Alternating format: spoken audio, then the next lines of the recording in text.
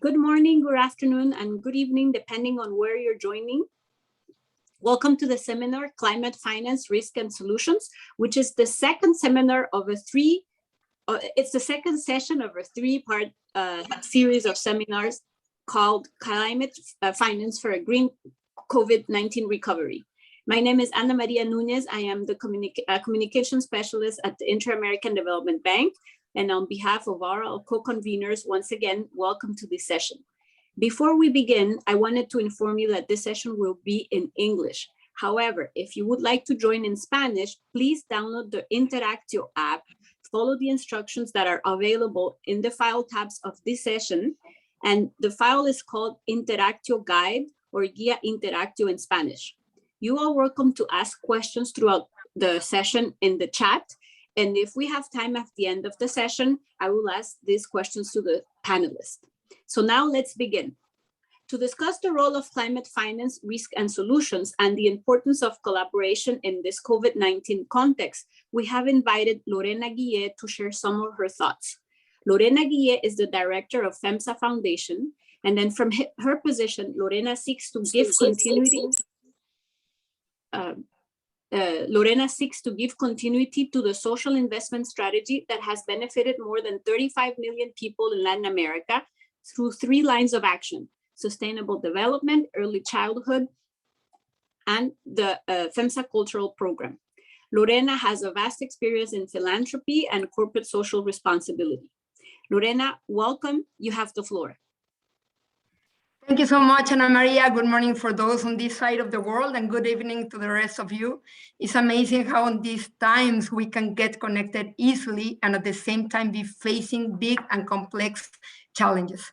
I'm honored to be here with you and bring you what I'm expecting to be an important thought in how climate finances matter now more than ever, and how this is a great opportunity to collaborate across sectors. So let me begin with a glance in the world in these real times. With COVID-19, everybody's being hurt. Looking at the historical precedents, the economic shock is about 3 times as bad as the global financial crisis of 2008 in terms of GDP decline on an annual basis. The unemployment rate is the worst downturn we've had globally since the 30s. The limitations that came with COVID, like social distancing measures and constricting mobility, have unevenly affected economic activities in the world, especially in developing countries. If we go to Latin America, according to the CEPAL, 19% of Latin American companies have closed, which is around 2.7 million of them, what left us with 18 million people unemployed, more than what we had in 2019. And imagine having 18 people, give me 1 second, please, sorry. 80 million people unemployed, more what we had in 2019, and a total of 44.1 million people without a job. Aside from the virus itself, Latin America is being hurt a lot by the collapsing global growth and trade, and for a while, the collapsing commodity prices. We must also add to the scene the climate challenges, and the news isn't better. The natural disasters didn't wait for us, and even worse now are occurring 3 times more often than 50 years ago. Only since March 2020, we have had over 100 natural disasters, leaving more than 50 million people affected around the world. The International Federation of Red Cross reports that in average, we are facing globally 300 natural disasters each year. Another challenge brought to our eyes by the Climate Policy Initiative is to achieve the low carbon transition for 2050, which is urgent, but also needs a considering investment. Followed by the International Federation of Red Cross, more than $10 trillion dwarfed by the global response to the economic impact of COVID-19. This is considering the 750 billion euros from the economic bailout in Europe, and the $2.2 trillion COVID-19 stimulus bill adopted by the USA last March. That means that in only 15 months, we invested what could have been used for at least 5 years investment for our low carbon transition. But now let's do a reality check on how we are investing for solving these climate challenges. In a recent paper, the IMF estimated that meeting the SDGs in 5 priorities areas, education, health, roads, electricity, and water and sanitation, by 2030 will require additional private and public annual spending of 528 billion for low and lower middle income countries, and 2.1 trillion for emerging countries. In emerging countries, we can close the gap, raising 5% tax revenue, while for a low and lower middle income country, we will need to increase around 0.3% of the global GDP. The pandemic has added a big complexity on our journey for reaching the sustainable goals, and we have countries with a big gap investment. But another question, where is this investment going? So let's see. According to the Climate Policy Initiative, water activities produce 25% of greenhouse gas emissions, but we are only investing 6% from the global climate finance to this matter. And within that 6%, we are directing less than 3% to agriculture, forestry, and other land modifications. And within this investment, less than 50% is focused on small-scale agriculture, even though 95% of world farms are of small size, operating on less than 5 hectares of land. But we are the kind of guys that see the cup half full. The opportunity for the real and positive climate change is in people like you and us that visualize the future today and roll their sleeves to make it happen.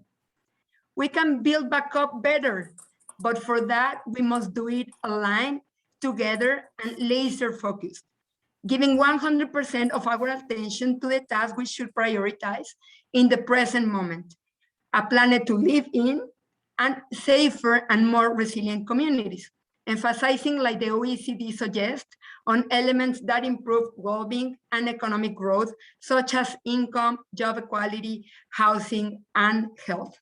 So for this, we not only need a green recovery, but an adaptive one. We must insist on aligning recovery with sustainable and sustained growth and resilience goals. Did you know that the COVID-19 recovery plan in low-income countries prioritizes many of the same countries that are most vulnerable to climate change? This gives governments the opportunity to deploy powerful policy and public financial management avenues that impact climate, and also the opportunity to enable stronger public-private partnerships where aligning incentives can drive direct investing, blended finance, public taxonomies, and ultimately carbon pricing for economic growth and resilience. How does collaboration look like in climate finance? It is key for business continuity, as climate change elevates the cost of transactions. We know logistics, supply chain constraints, etc. Everything through collaboration, we can support it. We can co-design and co-invest in new solutions. Also, collaboration is good for shaping new court rules, as together we can accelerate projects and innovations before laws and reforms take place. And very importantly, for gaining opportunities for economic growth, because we need to redirect resources, rehabilitate spaces, and rebuild projects rather than investing in new ones. And talking about laser focus, according to this graph of the World Bank, agriculture uses over 70% of fresh water globally. By 2050, feeding a planet of 9 billion people will require an estimated 50% increase in agricultural production and a 15% increase in water withdrawals. We all know that securing food supply is essential for well-being and economic stability, but doing it is urgent, as 821 million people are hungry today, and an additional 2 billion people are expected to be undernourished by 2050. So laser focusing is indeed key for agriculture. Agriculture sector faces growing threats from climate change and infectious diseases of plants and livestock. Land use change, including agriculture, is responsible for a large part of deforestation and a major driver of environmental degradation. And increased ecosystem pressures are also affecting with the potential detonation of new human diseases. So we found in central Mexico a great place to start building for resiliency through collective action focused on agriculture.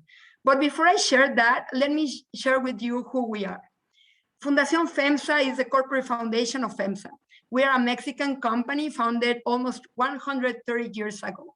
Since then, we were founded with the mission of generating economic and social value through the creation of companies and institutions. Some of them are really big. We are the major bottler of Coca-Cola in Latin America, and we own 50% of the stock of Heineken globally. We employ 320,000 people and operate in 13 countries. Since 2008, from our foundation, we address complex social challenges in Latin America with global partners, working through collective action, social investment, replicable projects, and a systemic approach in 4 areas of action: early childhood, cultural program, circular economy, and water security. So now let's go to Cauce Bajío, to our water fund in Guanajuato. Guanajuato's agricultural sector is key at the economic, social, and international level. It generates 33 million jobs, and 1 out of 10 jobs are on farming. 31% of the total area of Guanajuato is used in agriculture, and only in 2019, its exports on agriculture reached 58 countries. The agricultural sector uses 84% of the concession water, and 85% of its aquifers are overexploited. And guess what? 60% of the volume of extracted water in the state is wasted due to the lack of investment, technology, and focus on small producers. So we came out with a solution. We created what we call SAM, a sustainable agricultural model. SAM is a fill-in-the-crack solution that enables conditions that help unlock the barriers for all sustainable agriculture, for a sustainable agriculture for all. So we have here that small producers represent 95% of world's producers, right? They tend to work with low-value crops for feasibility and reach. They don't have means to invest, and they don't have the formality needed to access financial mechanisms. So we created a profitable business model that creates a consortium focus that enables conditions for investment. We connect them then to formal value chains by bringing new players into the scene, and we are developing entrepreneurial mindset by monetizing the water value. So our project SAM was designed at the end of 2019, and due to the pandemic, started its pilot this spring 2021, in collaboration with key actors of the private sector and the state and municipal government in Guanajuato. It consists in 2 phases. The first one focuses on water efficiency through the implementation of best practices to increase profitability and reduce costs to small producers through 2 actions: rotation of barley and investment in technification for water savings. This will result on incremental profit expected in $1.5 million per year for small producers. And in the second phase, we are already defining the structure that captures the value of water with our partners of the World Resources Institute. We are integrating these new 2 stakeholders, the private sector and the small producers consortium. In this way, we are not only making evident the impact for investing in the environment, but monetizing water savings and generating a return on investment for the new stakeholders, which goes around 4 to 7% of return. In a third phase, we are setting up the mechanism that is going to help retire the water that make up the deficit in the state. We are doing this as follows. With the payment of the water saved to the farmer, the concession title is going to be deposited in a legal structure, ideally the water fund. The water fund is going to reserve the titles, effectively taking them out of circulation. And in the 20,000 hectare pilot next year, the water savings will amount to 100 million cubic meters, about 10% of the deficit of 1 billion cubic meters. So with this, we can say that after 10 years of deep diving into water security, at Fundacion FeMSA, we reiterate our commitment to invest on creating enabling conditions and unlocking and directing institutional investments into sustainable agricultural projects. We want to thank the Inter-American Development Bank, to thank SIWI, and to our over 150 water security partners for collaborating with us to irrigate growth, resilience, and welfare in Latin American region. I finish with this that I love. Real change happens at the speed of trust and collaboration. And guess what? Climate finance too. Thank you so much. Lorena, thank you so much for your beautiful presentation, very inspiring. Now I will present three panelists who will also share their thoughts on risk and solutions in climate finance. Due to time constraints, I will ask each panelist a question. We will listen to the answer, 5 minutes, and then we will move forward with the next panelist. So first, I am very honored to introduce Sudhir Murthy. Sudhir is the CEO of Response International Corporation, a climate smart startup in the water sector, and he's also the CEO of New Hub Corporation. Until April 2021, he was the Senior Vice President for the International Water Association. He has over 25 years of experience in the water sector and was previously the Innovation Chief at DC Water. Sudhir, welcome. Thank you, Ana Maria. Pleasure to be here. Sudhir, the question for you is, as an innovator yourself, what are the major obstacles you encounter when getting new ideas off the ground? And then to follow up, can green bonds play a more central role in innovation finance? Sudhir, you have 5 minutes. Thank you, Ana Maria. You know, one may have ideas, but if one doesn't have revenue for implementation, ideas kind of are like agriculture, crops that will just dry up. And, in climate finance, the revenue sources are almost always ad hoc. In telecommunication sector or in power sector, there are, revenue sources that are baked into the investments, while in climate finance, we don't have that. And so we need to create new approaches to bake in the revenue associated with the finance. And Lorena, excellent example of SAM, the agriculture model, where they're trying to bake in this approach of revenue sources for climate finance, right? And how you do that is sustainable and that could be achieved for the long term. Yesterday, Salim Fakir, he mentioned economic benefit could occur from climate finance. And that's really true, especially in drought-prone areas where water is the fuel for economy. And same in flood areas with flood, property values are impacted by water as well. And so we know that there's an amplification factor, and that amplification factor is typically 5 times that of the investment in the project itself. And yesterday, Michael Weiss mentioned actually it was 10 times, 10:1 ratio of amplification. But we haven't baked in a revenue source such as that into our economic model for climate finance. And we always rely on ad hoc revenues. In the United States itself, almost all climate finance revenue is ad hoc, right? And so how do we create a scalable model is something that we need to think through. Yesterday, Sergio mentioned we need to build back greener, right? And with COVID recovery. And if we have to build back greener, how do we take all of that money, the $1 trillion in finance, in building back greener, and then connect it to climate finance in a scalable model? And that is the question, because I do believe we have a revenue source, but we need to link it like how Lorena did with agriculture, and we can scale it worldwide and to achieve the sustainable development goals.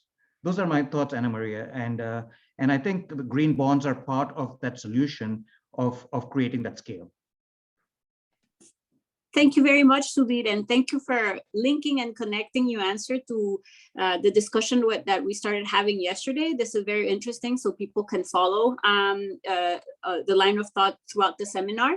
And now I would like to introduce Eric Lightheart. Eric, welcome. Hello, Ana Maria. It's good to see you. Good to see you. Glad to have you here. So Eric joined, a few words about Eric. Eric joined the Dutch State's Treasury Agency as a project leader Green Bonds in 2018. He previously worked as a national expert for the European Commission and as a final attaché for the permanent representation of the Netherlands to the EU, and as a member of the project team for the implementation of the euro, as a deputy head for the Institutional and Integrity Unit for the Financial Market Directorate, and as a financial counsel for the Dutch Embassy in Tehran. So Eric, along the same lines as the question that I asked Sudhir, what is the potential of green bonds and how can the public and private sector come together to attract climate finance for water?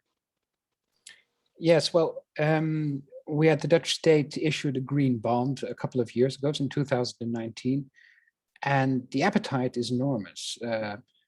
Actually, maybe it's for the Dutch state relatively easy to issue a green bond, but we could have sold 10 times more than the green assets we had to put in a green bond. And ever since, you see the appetite growing and growing.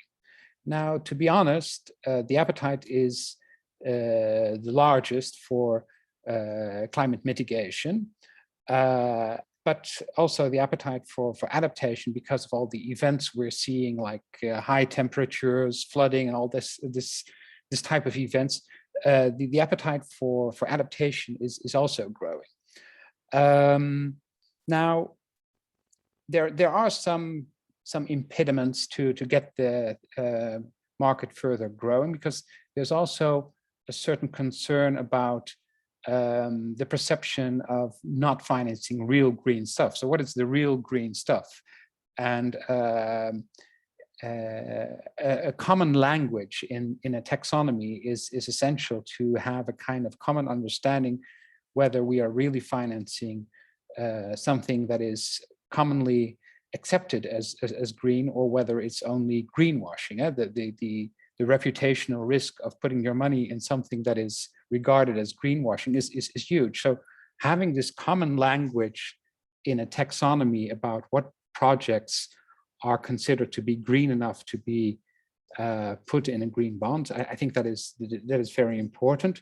We're making important steps in that direction, but still I see a risk of a proliferation of different standards. If everybody is going to develop his own dialect, his own local dialect in green, that might confuse investors. So that's I think still a point where the market should move towards each other to have a common language in what is green, and then I'm sure the investors will be happy to invest in all types of green projects that meet those standards. I think I'll keep it to that.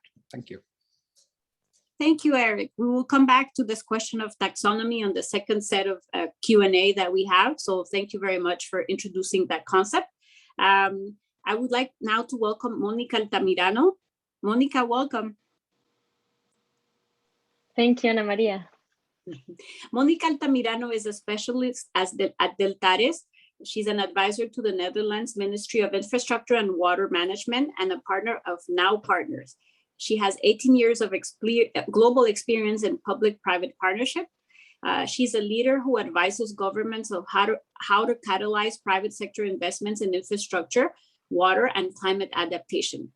Her works aim at making water security and adaptation financially feasible for developing countries. So thank you, Monica, for being here with us. Thank you. Monica, then the question for you is, as a system thinker and a private sector specialist, what are the 3 obstacles that could stop the private sector from actively investing in water-related climate adaptation? Monica, you have 5 minutes. Thank you, Ana Maria, and thank you for the question. Yeah, recently I've done a review of the last 10 years of climate finance, and then you see clearly that there are, let's say, two main obstacles and then derived obstacles from there. One is really simply transaction cost, right? How much it costs to get the whole process to get an investment-ready project. And that's also because, I mean, investments in adaptation, water-related, require a scale, the watershed scale, that requires massive coordination costs, no? And especially since in most watersheds around the world, there are no governance structures in place that reduce these transaction costs and make easy for private sector to just come and invest part of what is needed. Yeah, makes that a very serious barrier. I think we are working a lot to make private sector aware of the risk of water scarcity, for example. But I would say that most of them are very aware and would like to invest, but they don't. How do you start, right? If you're in a watershed that do not have a way to do that in a transparent and consistent way. They are also, I learned recently, feel they have often very fragile social licenses where they are operating. So getting involved in planning processes without a proper transparent process to do so can be very risky, right? Because they could be seen like being at the wrong side of the negotiation. So we need urgently governance structures that work at watershed level to make this possible. The second main obstacle is the transition related implementation and performance risk, right? Most of the adaptation projects will require innovative technologies or approaches because, let's be honest, we can't solve the problems we have now with the technologies and approaches we created them.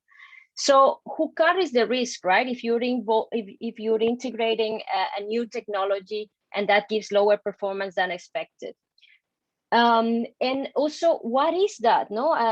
For most of them, that if they have not been involved before as service providers in the process of adaptation projects in the water sector, this is a big unknown. And the less you know about the type of projects, the more risky you perceive it.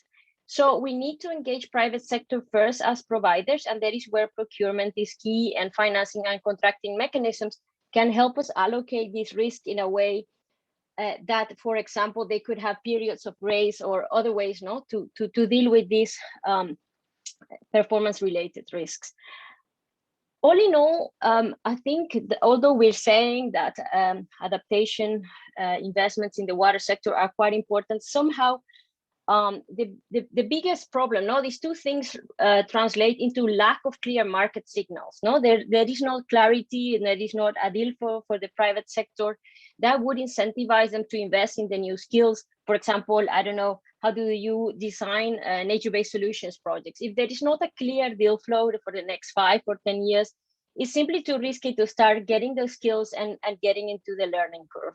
So in that sense, it is really important that we have, as we see that is already happening in some places in Latin America, for example, clear visions and a strategic investment pathway for that transition.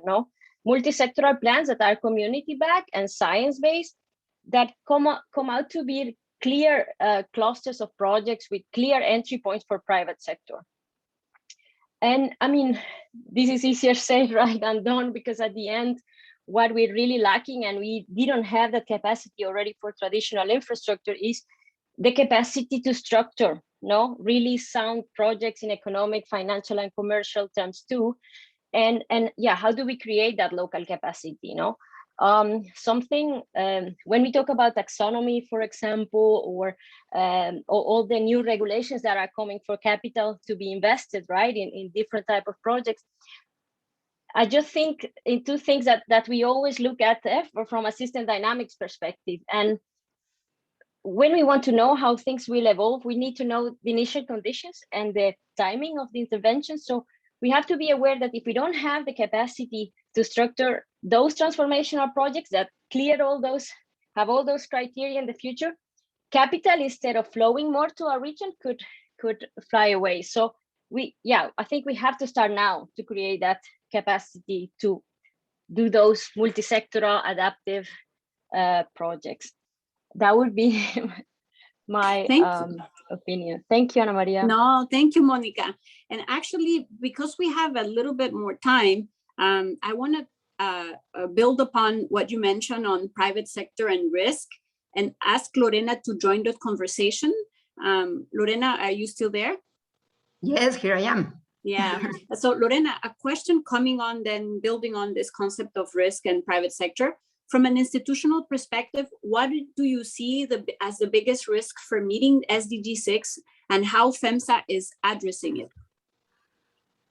Good question. And I would say that one of the biggest risks is around governance and collective action. We need to be much more working on these issues.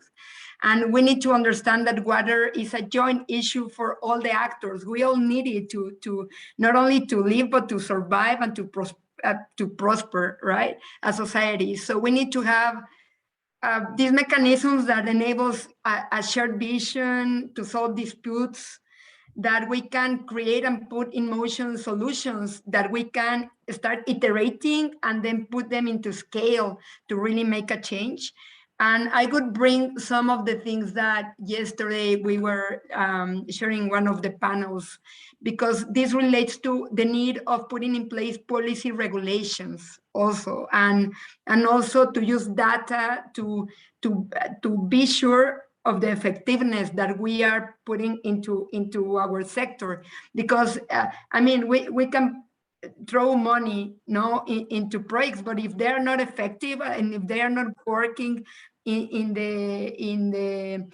the highest standards that we demand and with this sense of urgency, it will be just wasted money. So we need to use data to drive measurement and accountability. I would say that would be key. Thank you, Lorena. Thank you so much. We want to remind the audience that if they have any questions, they can ask through the chat, and then if we have time a little bit at the end, we can discuss them. So thank you so much. I would like to switch gears a little bit now.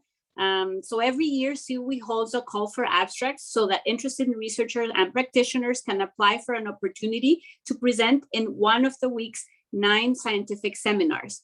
Our seminar, as you know, is focused on climate finance. We have selected 6 abstracts from the many we received, and now you will get an opportunity to hear 3 of those 6 in the following video.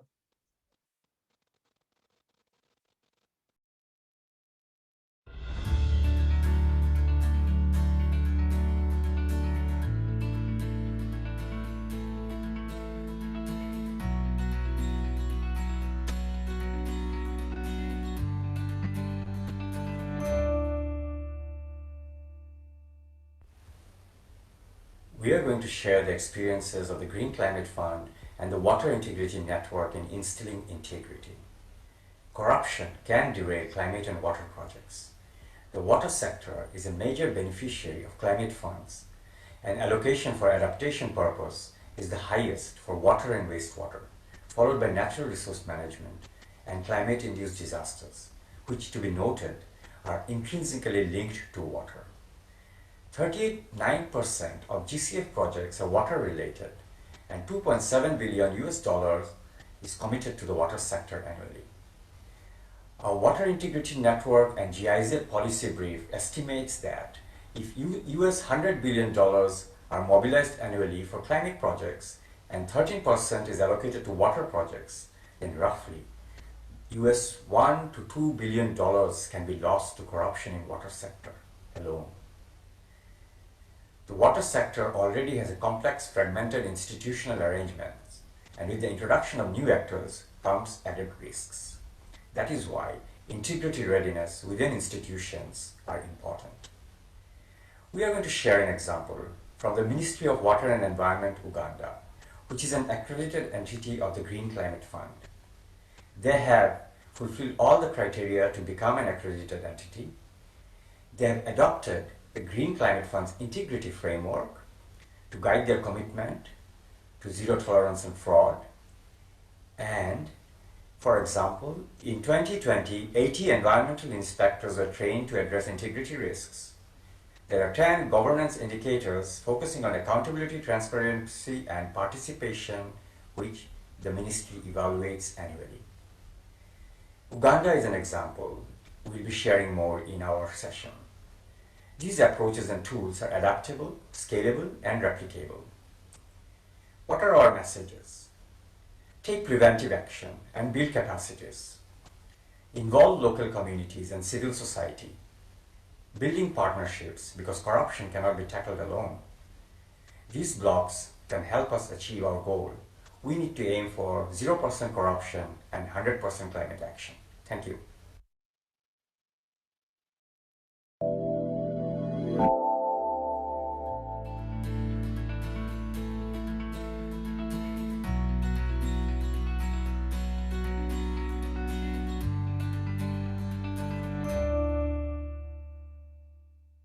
Only 26% of urban Nigerians have access to safely managed water, a less than 1% increase in the last 5 years. In the target states of our study, water utilities are funded primarily by state budgets. However, these budgets cover less than 50% of the funding needed for achieving universal access. Utilities can be hampered due to government influence and mismanagement. Thus, supplemented with policies and adequate infrastructure, the growing private sector can fill in the access gaps with services and funding. RTI International, through USAID funding, developed tailored private sector engagement plans for 4 state water utilities in Nigeria. We based our plan on 3 key elements. Number 1, improving the utility creditworthiness to increase their access to commercial financing. Number 2, ensuring borrowers, lenders, and regulators are aligned to create an enabling environment. And number 3, researching small-scale private sector opportunities. We identified the utilities' operational and regulatory risks. All target utilities were restricted from lending due to poor financial management unless de-risk guarantees were in place. We then supported utilities to restructure and streamline their operations, rehabilitate infrastructure, and develop performance improvement plans. Utilities also undertook assessments to better then understand their customers. Concurrently, we established the readiness of commercial financing institutions to bring utilities as their customers. However, they showed little or limited interest due to the high default risks. But some infrastructure financial vehicles were available to provide credit. Large water and sanitation public-private partnerships have been unsuccessful or deemed too risky in Nigeria. As a result, our study pointed to opportunities at a smaller scale and lower risk partnerships. We explored franchise water kiosks that could expand water access. In this model, the donors could provide capital investment on behalf of the water utilities, and the private sector could operate and manage through lease agreements. We identified also private sector management models for prepaid water meter schemes to reduce non-revenue water. This research can be replicated. We found that successful private sector initiatives were in regions committed to adopting corporate principles and supporting a business-friendly enabling environment. As seen in Nigeria, through professionalizing water utilities, exploring relationships with commercial banks and products, and piloting small-scale private sector approaches, states are breaking free from the business-as-usual mindset to address the water and sanitation crisis.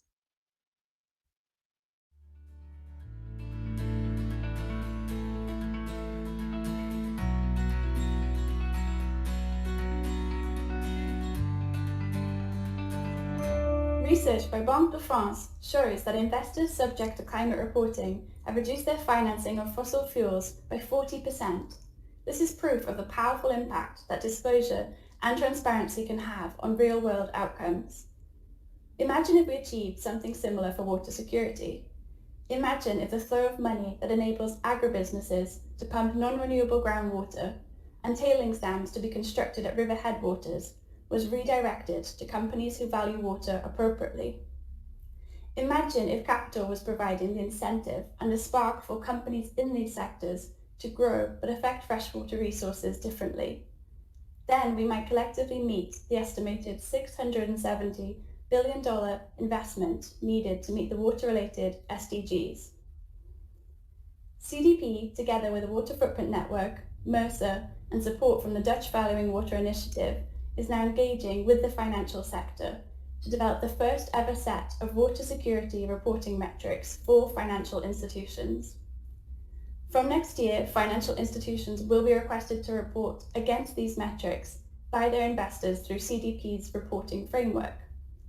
Their performance will be benchmarked, incentivizing them to take action to ensure their investment, lending, and insurance services are driving improvements in water security.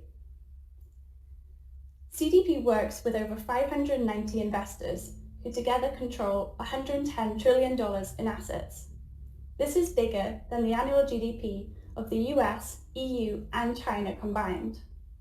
With $155 trillion in assets, the banking industry alone is bigger, more profitable, and more powerful than ever before. Through this project, we'll put this money to work for water by driving financial institutions to take action on water security. Many of you will have heard the saying, if climate change is the shark, then water is its teeth. We ask for your help in raising awareness on the impact that climate reporting has had on reducing financing of fossil fuels, using this as a testimony to advocate for water security disclosures by financial institutions, ultimately promoting the crucial role the financial sector has in achieving a water secure future. Thank you for listening.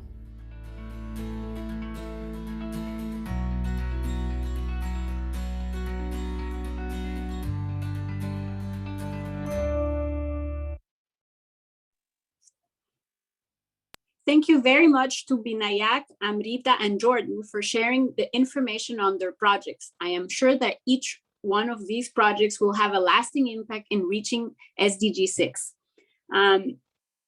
Continuing with our session and building up from what we saw on the videos, I would like to hear from our panelists one more time. As we're already reaching the end of our session, please, I'm going to ask our panelists to keep their responses under 3 minutes. And keeping the same order we had last time, I'm going to start with Sudhir. Sudhir, innovation in high-income countries and in low and middle-income countries occurred within very different environments. Where do you see the biggest opportunity for innovators in developing countries?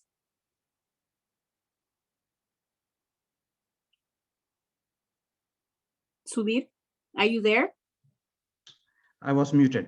Innovation can be, in all kinds of areas, right? And most often we focus on technology and innovation in different aspects of technology. But in reality, in developing countries, much of the innovations are really in business models and non-technology areas, because some of the business models that we have come to accept in the developed world could be obsolete. It could be obsolete because there are new approaches out there, right? New digital approaches, and we stay with the same models, right? I think in my earlier mention, I mentioned finance models. We rely on old revenue models, which are obsolete in some cases because the new revenue models can use big data to understand who are the real beneficiaries, and to actually balance sometimes the beneficiaries from, say, the polluters or the ratepayers, right? So we still go to the old business models, even though there are some of that, and in the developing world, there's a lot more inequity, right? Social inequity is big, and we still always try to go after income. We don't go after wealth in terms of who the beneficiaries are. And so I think, and this is just an example, but there could be innovation in regulations. There could be innovations in different business practices. But we seem to be hampered in the expanse of where we could be, and so I think those are I say the biggest opportunities is the non-technological approaches, our business approaches in water that need to change. Thank you, Sudhir. Thank you so much. I am going to use this opportunity to remind the audience that they can leave questions in the chat and for all the panelists. And then if we have a little bit of time at the end, we can address them. So now I will go to Eric. Eric, building up on the question on taxonomy, on the concept of taxonomy that you introduced on your last answer, and also speaking a little bit more on what Sudhir was saying of non-technology solutions, do you see green bonds picking up, for example, with now that the EU taxonomy legislation comes into force and more companies are required or are simply more willing to disclose information? I think there's first of all friction coming up because of the taxonomy. I think Monica also addressed that, because the taxonomy gives a common language about what is deemed to be green, but it also creates friction costs because you have to demonstrate that you meet the standards. So in first instance, it will create, it will cause some friction because we're raising the bar by introducing the taxonomy. So it will, I do fear it will create some friction costs to raise the bar, but at the same time, by asking financial institutions to report on non-financial data, as Jordan mentioned, the willingness of financial institutions to report on impact does create enormous demand for green products, and much of this has been voluntary, but now we also see in the EU that there is going to be just an obligation to report for financial institutions on their exposure to carbon emissions. Now, if you would carry on and do that for other fields, for example, to water usage or efficiency of water usage, I do see that would create opportunities to attract more capital to projects that are more efficient from saving the planet. So it's not an easy path. There's no magic button that we can change the world. It will cause for every actor to change its modus operandi to participate in the new system. But there are with transparency and taxonomy, I believe, huge opportunities. Thank you. Thank you, Eric. I would like to build on that point that you make in transparency and go now to Monica. Monica, following up on what Eric said, from your experience in private sector adaptation finance in water, do you think that private sector is substantially impacted by fears of corruption and integrity failures? And if so, how would you deal with this in your work? Thank you, Ana Maria. I think, yes, private sector perception of investments in the water sector are massively influenced by those fears, also because, of course, we know that access to water is a human right. So very, very quickly it can turn very political, no? And that company, for example, utilities can be driven away from the country. So the risks are massive, but yeah, basically, I mean, corruption and integrity failures is part of what we would call the enabling environment for private sector participation, no, including also a good design economic regulation. And I think I have actually some conflicting thoughts about decentralization, right? I think we have aimed for that in the water sector, and that's a very good thing. I mean, ideally, we give more voice to the people, to the local people, but because that has not been always coupled with creation of, and assigning enough resources to those governments, and also creation of capacity in citizens to ask for accountability, I would feel that it has made this perception of risk even greater for the private sector. No? So when people say about why did we create a better investments in mitigation, people say, well, you know, in energy, those things are centralized, and in water, everything is so decentralized. So imagine, no, that's the part. But actually, I mean, I would say still that not all is lost, because we, for example, through decentralization and empowering local actors, and what we see now as some disruptive technologies happening, no, blockchain, but also a lot of different ways of monitoring, we are opening opportunities for more transparency in the sector and handling the issue of free riders and other problems that could allow a real transformation. No? So, for example, there is an experience in India of a group called Arhiam that are investing to enable communities to decide what they want their investments on, and creating a digital registry of everything that is invested in that community, also in terms of training and support. So definitely I would say that there is hope. But what we need to, and also that we need to move. I mean, we would like those changes at national level in regulation and support, but that shouldn't stop us to use the carrot approach, right?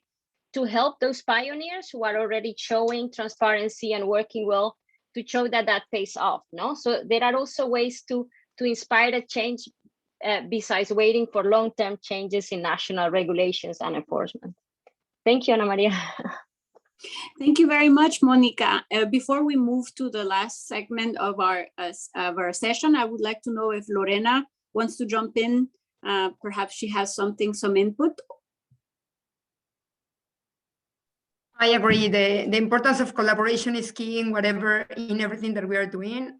We are seeing that all over Latin America, in the 10 countries where we have implemented our water funds in a big collective action, and emphasizing the importance of measuring anything that we are doing if we want to really advance in new vanguard financial mechanisms to integrate into to be sure that the green recovery is an adaptive one, as we have shared before. Thank you, Ana. Perfect. Thank you so much. I think we have time for one or two questions. We have one for Monica, and it comes from David Wanioki. It says, most cases for mainstream PPPs to reach financial close is difficult, more so for water projects. What best lessons can one apply from other economic sectors?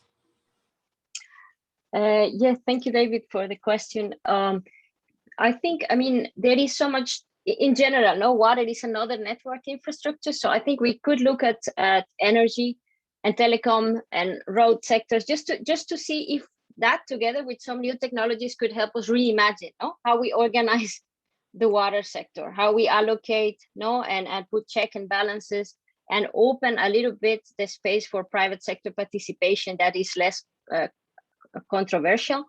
I would also say in general that we have to be more clear in that I think the PPPs are very easily confused with privatization, and that's not the case, right? Because the assets remain in public hands, just their operation is given away for some time. So yeah, I would say in those sectors. Thank you. Thank you so much, Monica. And I would once again want to thank you, Monica, Eric, Sudhir, and of course, Lorena, for attending and participating with all your inputs to the session. Thank you very much to the audience. I would like to also now invite Diego Rodriguez. He's a lead economist at the World Bank for closing remarks.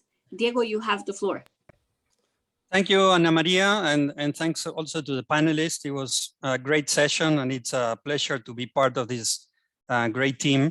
I think just to summarize briefly what we heard, because it was a very rich discussion, and we went through, very sort of upstream, large-scale problems that Lorena presented, such as the massive economic and social impacts of COVID that, in particular, our region in Latin America faced, with significant economic cost and losses of jobs and other impacts.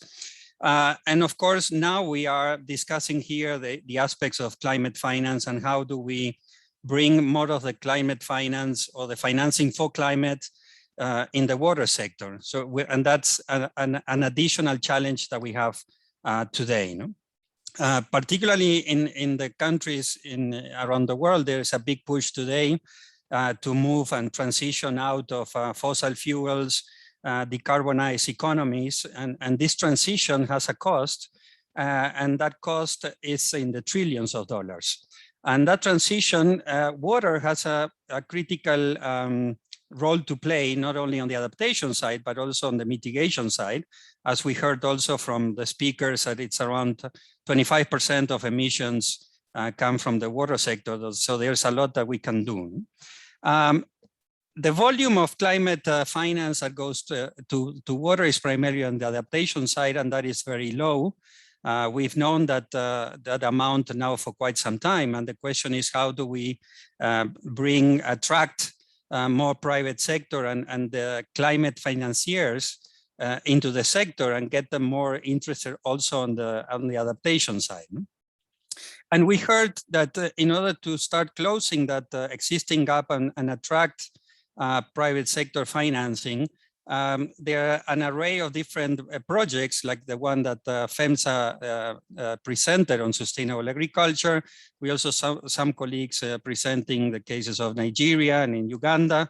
And that illustrates a bit the importance of working at different scales. No? We have an issue of the scalability needs of these investments, from going from very small projects to large landscapes or watersheds that need to be also be able to scale up and receive financing.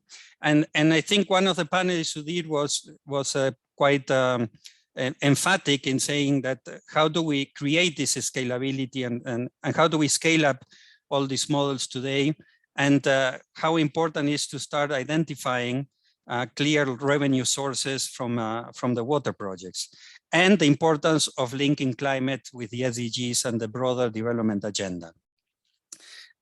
One of the instruments that was clearly presented is that we've seen in the last couple of years the big interest from investors in green bonds and resilience bonds, and this is obviously an area in which we can explore much further in the water sector.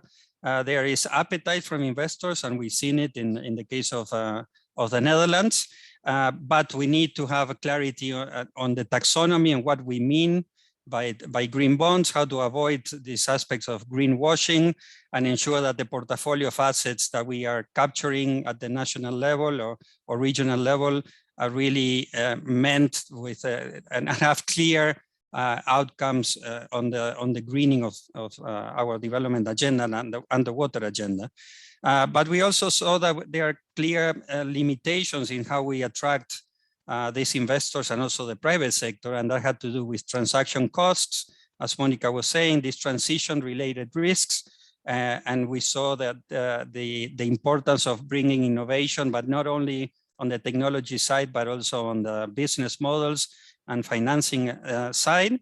The importance of transparency, and we heard also from the Water Integrity Network and the importance of reporting from CDP, and how to bring much more the governance incentives, the regulatory frameworks that are needed to scale up and bring more interest in investors.